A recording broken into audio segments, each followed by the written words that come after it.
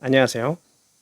2012년부터 예수님의 인성과 부활을 시작으로 2016년 가롯 유다 위선과 거짓의 가면 뒤에 감추어진 악의 심리, 그리고 하나님의 아들, 사람의 아들, 사람의 아들, 하나님의 아들이라는 제목으로 사복음서를 종합해서 예수님의 전 생애를 담은 글을 썼고, 2017년부터는 회의론과 이단에 관하여 치유와 변화를 위하여라는 시리즈를 통해서 계속 글을 써오고 있는 김형순이라고 하는 기독교 작가입니다. 이번 동영상에서는 제가 왜 회의론과 이단에 관하여라는 글로 책을 쓰게 되었는지 말씀드리겠습니다.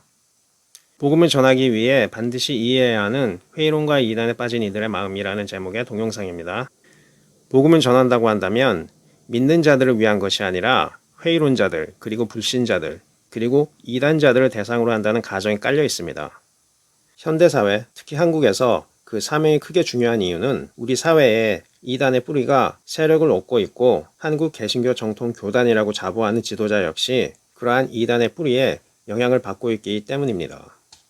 정말 애써 믿으려 한다지만 마음속 깊은 곳에서는 의심은 억지로 억누르면서 겉으로만 아닌 척하면서 자신 내면의 불신이 성도들에게만 있는 것이라고 추론하여서 성도들이 불신을 가지고 있고 성도들이 신앙생활을 안 하면, 즉 교회에 오지 않거나 예물을 헌금하지 않으면 신앙을 잃고 영원한 형벌을 받는다고 소리칩니다. 제가 왜 그런 목회자들의 성도들의 불신만을 탓하는 그런 식의 설교를 실제로는 자기 내면에 있는 불신을 성도들에게 전가하고 있다고 생각하는 이유는 다음과 같습니다.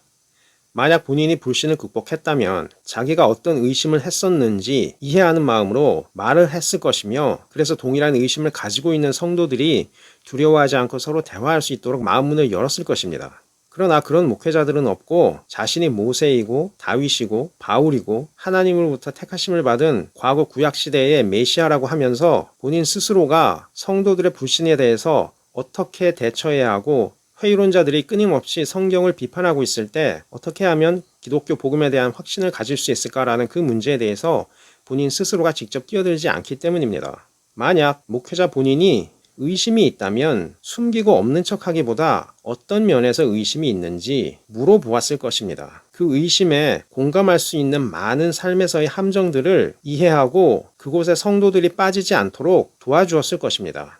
그러나 그 의심의 문제를 물어보는 목사는 정말 단 한 명도 만나지 못했습니다. 그래서 제가 한국 개신교 목회자들이 실제로는 의심의 문제를 돌아볼 정도로 깊은 신앙을 갖고 있는 사람들이 아니라고 여긴 것입니다. 의심의 질문에 대답하지 못하면 본인도 그 의심에 빠지거나 동화될지도 모른다고 여겨서 본인이 불안하니 회의론자들의 그런 비판적인 소리를 덮어버리고 찬양하고 억지 감정으로 눈물을 흘리면서 그것을 성령이라고 하는 방식으로 소위 말하는 우격다짐으로 집회를 하겠다는 것입니다.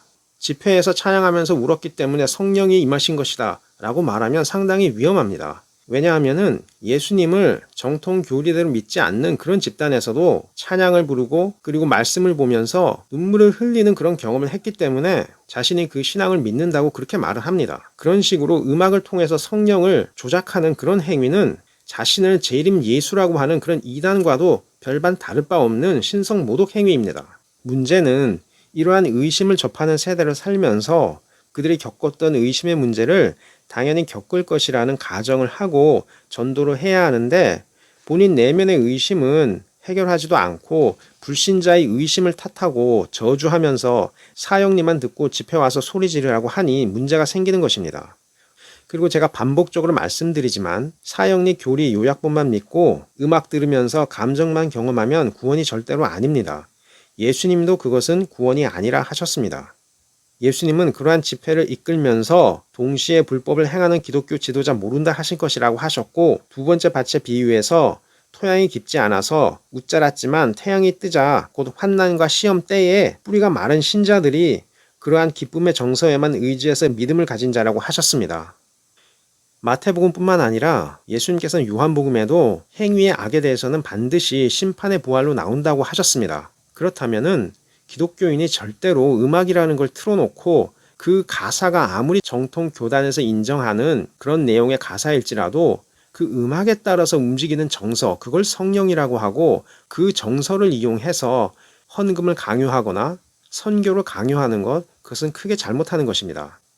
사도 바울이 영적 경험을 한 것은 사도 바울이 믿고 있을 때가 아니었습니다. 믿지 않을 때 예수님의 영을 직접 경험하고 본인 스스로가 그 음성을 들었기 때문에 변한 것이었습니다. 감정 변화가 아니었습니다.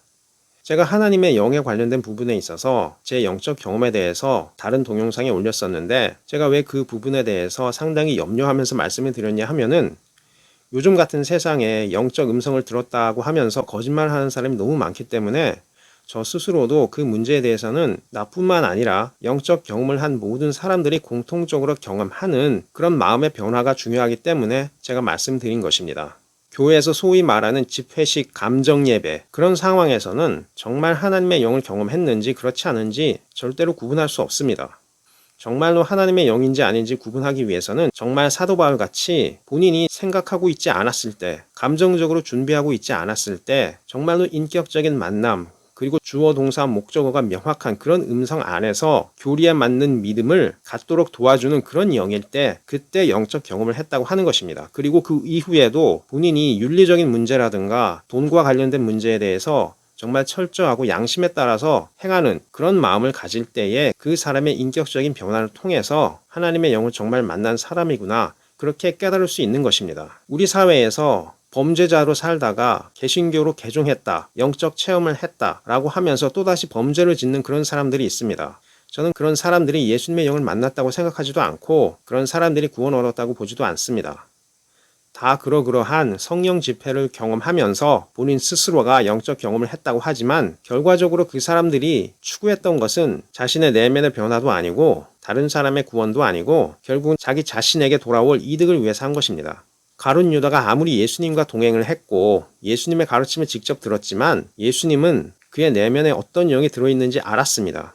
가룟 유다뿐 아닙니다. 예수님께서 말씀하실 때 그 거리에서 들었던 사람들, 예수님과 같이 식사를 했던 사람들, 예수님의 이름으로 기적을 행하고 능력을 행하고 예언을 행했던 사람들, 예수님은 악을 행하는 사람, 불법을 행하는 사람들 모른다고 하실 것이라고 분명히 경고하셨습니다. 그렇기 때문에 어떤 영적 경험이라 하더라도 본인이 그 경험을 통해서 신앙이 성장할 수는 있어도 그거를 빌미로 다른 사람들에게 사기나 성범죄 아니면 폭행이라든가 다른 심각한 범죄를 짓는다면 그 사람은 구원 얻지 못한 사람입니다. 제가 기독교인이 된 이유는 하나님께서 공의의 하나님이시라는 그런 인식이 있었기 때문이고, 그 공의의 인식은 단지 영적 경험을 하면, 영적인 음성을 들으면 다 천국에 가는 그런 것이 아니라 사람으로서 공의에 합당한 그런 행동을 해야 한다라는 그 규정이 반드시 있었기 때문입니다.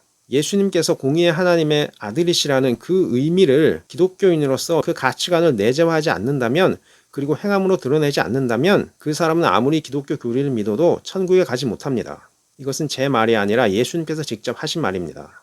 이번 동영상은 여기서 마치고 다음 동영상에서 의심에 관련된 문제에 대해서 어떻게 대처하는 것이 바람직한 태도인지 성경에 기록된 예수님의 말씀을 통해서 알아보겠습니다. 감사합니다.